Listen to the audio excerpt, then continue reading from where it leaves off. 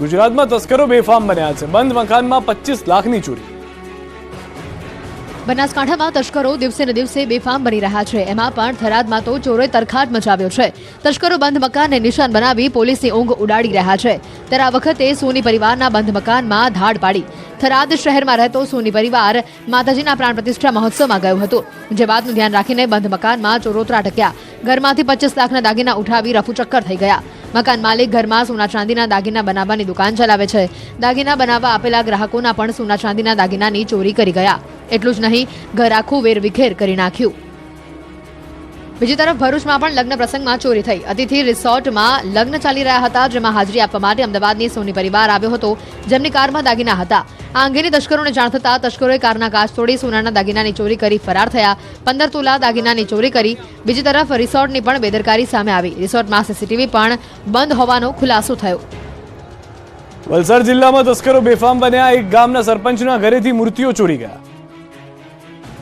પોલીસને જાણે કે ખુલ્લો પડકાર ફેંકતા હોય એમ વલસાડ જિલ્લામાં તસ્કરો તરખાટ મચાવી રહ્યા છે. આ વખતે કરવડ ગામમાં સરપંચના ઘરને તસ્કરો નિશાન બનાવ્યું. સરપંચના ઘરમાંથી પૂજા ઘરમાં રાખેલી ચાંદીની દેવી દેવતાની મૂર્તિઓ સહિત અન્ય ચીજવસ્તુઓ ઉઠાવી ચોર ફરાર થઈ ગયા. ચોરીની આ સમગ્ર ઘટના સીસીટીવીમાં કેદ થઈ ગઈ. કરવડ ગામના સરપંચ દેવેન્દ્ર પટેલના ઘરમાં તસ્કર ટોળકી ત્રાટકી. સરપંચ અને તેમના પરિવાર ઘરના ઉપરના માળે સૂઈ રહ્યા હતા, ત્યારે વહેલી સવારે બુકાનીધારી 3 તસ્કરો પ્રવેશ્યા. ચોંકાવનારી વાત તો એ હતી કે તસ્કરો હાથમાં હથિયારો લઈને આવ્યા હતા. ઘરમાં પ્રવેશી ત્યારબાદ ઘરના ખૂણે ખૂણે તપાસી અને અન્ય કઈ વસ્તુઓ ન મળી. આખરે ઘરના પૂજા ઘરમાં રાખેલી ગણેશજી અને લક્ષ્મીજીની મૂર્તિ સહિત અન્ય દેવી દેવતાઓની ચાંદીની મૂર્તિઓની ચોરી કરી અને ફરાર થઈ ગયા. આ તરફ વાપીમાં પણ તસ્કરે તરખાટ મચાવ્યો. કાર વર્કશોપમાંથી 85,000 ઉઠાવી ગયા. વાપી નજીક હાઈવે પર તસ્કરે એક કાર વર્કશોપને નિશાન બનાવી. વર્કશોપની ઓફિસમાં પ્રવેશી ₹85,000 રોકડા અને અન્ય સામાન મળી કુલ 1 લાખથી વધુની ચોરી કરી ફરાર થઈ ગયો. જોકે ચોરીની આ સમગ્ર ઘટના સીસીટીવી કેમેરામાં કેદ થઈ ગઈ. વાપી નજીક અમદાવાદ મુંબઈ નેશનલ હાઈવે પર આવેલા એક મોટર વર્કશોપમાં એક તસ્કર બિલ્લા પગે ઘૂસ્યો હતો. યુવાન દેખાતો ચોર વર્કશોપની દિવાલ કૂદીને અંદર પ્રવેશ્યો હતો અને ત્યારબાદ વર્કશોપની ઓફિસના તમામ બાજુ ચક્કર મારી કાચની બારીમાંથી ઓફિસમાં ઘૂસ્યો. ત્યારબાદ ઓફિસના ખૂણે ખૂણે ફરીને તેને અંદરથી 85,000થી વધુ રોકડ રકમ અને અન્ય કિંમતી વસ્તુઓ મળી 1 લાખથી વધુની ચોરી કરી. જોકે ચોરી કરતી વખતે આ ચોરે ઓફિસમાં લાગેલા સીસીટીવી કેમેરાની દિશા પણ બદલી નાખી. આમ વર્કશોપની ઓફિસમાં હાથ ફેરો કરી અને ચોર બારીથી બહાર નીકળી અને રાતના અંધકારના પલાયન થઈ ગયો. સવારે વર્કશોપ ખુલતા ચોરી થઈ હોવાનું ધ્યાને આવતા પોલીસને જાણ કરી હતી. પોલીસે સીસીટીવીના આધારે ચોરને પકડી લેવા તપાસ હાથ ધરી. વાપીના ચણોદમાં દુકાનમાં આગ લાગતા અફરાતફરી. વાપીના ચણોદમાં દુકાનમાં આગ લાગતા અફરાતફરી સર્જાઈ હતી. મુખ્ય માર્ગ પર આવેલી દુકાનમાં આગ લાગતા આસપાસના લોકો ટોળા ભેગા થઈ ગયા હતા અને બનાવ અંગે ફાયર વિભાગને જાણ કરવામાં આવી હતી. આગ પર કાબુ મેળવવાના પ્રયાસ કર્યા. જોકે આગનું સ્વરૂપ વિકરાળ હતું, જેથી દુકાનમાં રાખેલો સામાન બળીને ખાક થઈ ગયો. આખી દુકાન આગની જ્વાળાઓમાં લપેટાઈ ગઈ. બાજુની દુકાનો પણ આગની ચપેટમાં આવી ગઈ તેવી સ્થિતિ સર્જાઈ. ભારે જહેમત બાદ આગ પર કાબુ મેળવાયો. આ ઘટનામાં કોઈ જાનહાની ન થઈ, પરંતુ આગ લાગવાનું કારણ હજુ અકબંધ છે. રાજ્યમાં રફતારનો જોવા મળ્યો કહેર. રોડ પર અકસ્માતના જુઓ ખતરનાક દ્રશ્યો. ગોંડલ તાલુકાના મેતા ખંભાળિયા ખાતે ગંભીર અકસ્માત સર્જાયો. મેતા ખંભાળિયા પાસે આવેલા પુલ પરથી બાઇક સવાર 2 વ્યક્તિ નીચે પટકાયા.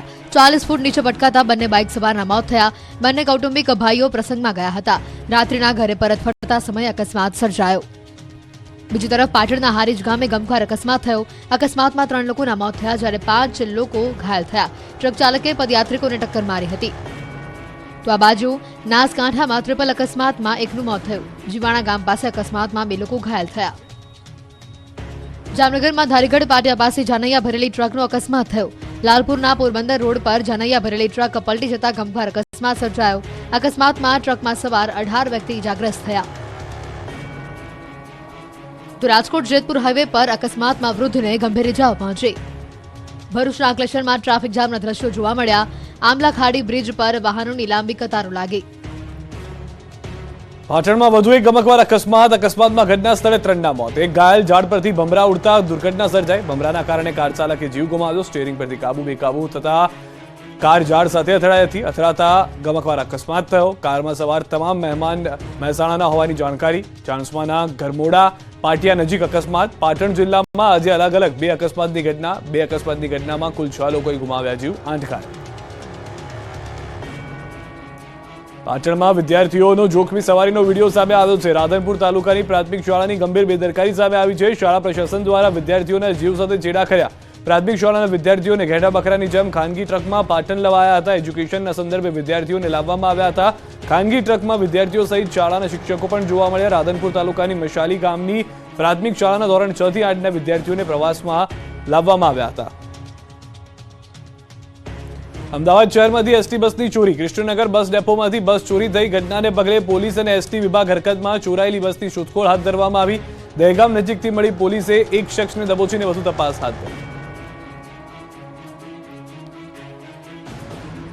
ફરીવાર વિદ્યાર્થીઓના જીવ જોખમમાં મૂક્યા. જીપ ડાલામાં જોખમી સવારીના દ્રશ્યો સામે આવ્યા. બનાસકાંઠા જિલ્લાના સરહદી વિસ્તારના દ્રશ્યો છે, જે વાહનમાં માલસામાનની હેરાફેરી કરવાની હોય તે વાહનમાં વિદ્યાર્થીઓને લઈ જવાયા, અને એ પણ જોખમી રીતે. એક સાથે 50 વિદ્યાર્થીઓને ઠાંસીને ભરી દેવાયા. આ વિડીયો છે ભાભરના કપૂરપુર પ્રાથમિક શાળાના વિદ્યાર્થીનો. પ્રાથમિક શાળાના વિદ્યાર્થીઓ જીવનું જોખમ ખેડીને જીપ ડાલામાં મુસાફરી કરી રહ્યા હોય એવો વિડીયો સામે આવ્યો. ભાભરના કપૂરપુર પ્રાથમિક શાળાના 50 વિદ્યાર્થીઓને જીપ ડાલામાં ખીચોખીચ ઘેટા બકરાની જેમ લઈ જવાયા છે. 50 વિદ્યાર્થીઓ સાથે 4 શિક્ષકો પણ જોખમી સવારી દ્વારા ભાભરના કપૂરપુરાથી દિયોદરની સણાદર બનાસડેરી પહોંચ્યા હતા. જોખમી મુસાફરી કરતા શાળાના શિક્ષકોએ જિલ્લા શિક્ષણ અધિકારીને કચેરીથી કોઈ પણ પ્રકારની પરવાનગી લીધા ન હોવાનું પણ કબૂલ્યું હતું. સરહદી વિસ્તારમાં જિલ્લા ટ્રાફિક પોલીસની બેદરકારીના કારણે વાહન ચાલકો બન્યા બેફામ, જેને લઈને આવા દ્રશ્યો વાલીઓમાં પણ ચિંતા વધારી રહ્યા છે. સાબરકાંઠાના પ્રાંતિજમાં જૂથ અથડામણ બાદ અજંપા ભરી શાંતિ. બજરંગ દળના કાર્યકર્તાઓએ બજારો બંધ કરાવી. સાબરકાંઠાના પ્રાંતિજમાં જૂથ અથડામણના કારણે ગામમાં સન્નાટો છવાઈ ગયો. ગામ જાણે યુદ્ધના મેદાનમાં ફેરવાઈ ગયું હોય તેવું જોવા મળ્યું, જેમાં એક વ્યક્તિનું મોત થયું છે. પ્રાંતિજમાં ખોડિયાર કુવા અને માઢ વિસ્તારમાં બે જૂથો વચ્ચે પથ્થરમારો થયો. આ દરમિયાન હથિયારો લઈને હુમલો કરતા મામલો બિચકાયો હતો. સ્ટ્રીટ લાઇટો બંધ કરી હુમલો કરવામાં આવ્યો. હુમલો થતા રાજુભાઈ કાંતિભાઈ રાઠોડનું મોત થયું. 2 થી વધુને ઈજા થઈ. પ્રાંતિજ પોલીસને જાણ કરવામાં આવી ત્યારે મોટી સંખ્યામાં પોલીસનો કાફલો પણ ખડકી દેવાયો. ત્યારે પોલીસે અસામાજિક તત્વો સામે કાર્યવાહી શરૂ કરી. પોલીસે 17ના નામજોગ સહિત 30 લોકોના ટોળા વિરુદ્ધ ફરિયાદ નોંધી છે. બનાવની જાણ થતાં વિશ્વ હિન્દુ પરિષદ, સાબરકાંઠા સહિત બજરંગ દળના કાર્યકર્તાઓ પણ પ્રાંતિજ ખાતે દોડી આવ્યા. વીએચપી અને બજરંગ દળના કાર્યકર્તાઓ પણ મેદાને આવ્યા. કાર્યકર્તાઓએ બજારમાં ફરી બજારો બંધ કરાવી. સાથે જ બજારમાં જય શ્રી રામના નારા લાગ્યા. હાલ પ્રાંતિજ શહેર પોલીસ છાવણીમાં ફેરવાયું છે. પ્રાંતિજમાં હાલ અજંપા ભરી શાંતિ છે. વેપારીઓને સમજાવવાનો પ્રયાસ કરાઈ રહ્યો છે. મોરવા હડફમાં દબાણ હટાવતા મહિલાઓ થઈ ગઈ બેભાન. સ્થાનિકોએ કર્યો વિરોધ.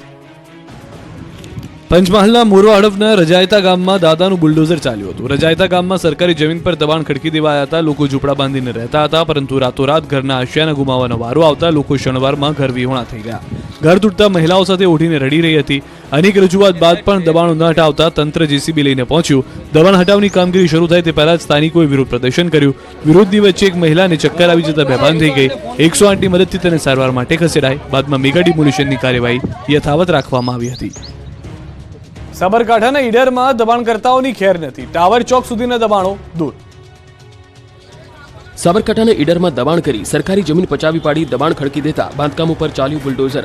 ઈડર શહેરના બસ સ્ટેન્ડથી ટાવર ચોક સુધી